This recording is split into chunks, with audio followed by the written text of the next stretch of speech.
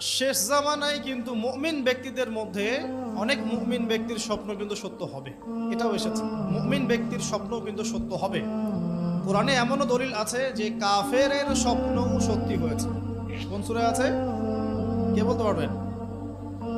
কাফের ব্যক্তির স্বপ্নও সত্যি হয়েছে এমন দলিল কোরআনের কোথায় আছে?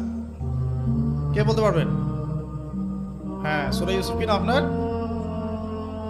জি, আশিক। ঠিক আছে, মাশাআল্লাহ। আশিক ভাইয়ের জন্য আমাদের একটা হাদিয়া থাকবে ইনশাআল্লাহ, আপনি আলোচনা শেষে নিয়ে যাবেন। তো ইউসুফ আলাইহিস সালামের যে ঘটনা সূরা ইউসুফ, সেখানে আছে যে অমুসলিম দুজন ব্যক্তির স্বপ্ন সত্য হয়েছে, হয় নাই?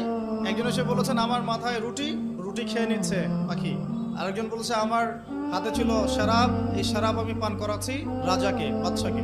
ইউসুফ আলাইহিস সালাম বললেন যে পান করাচ্ছে বাদশাকে সে নাজাত পেয়ে যাবে জেল থেকে, আর যার মাথা থেকে রুটি খাওয়া হচ্ছে তাকে শুল দণ্ড দেওয়া হবে।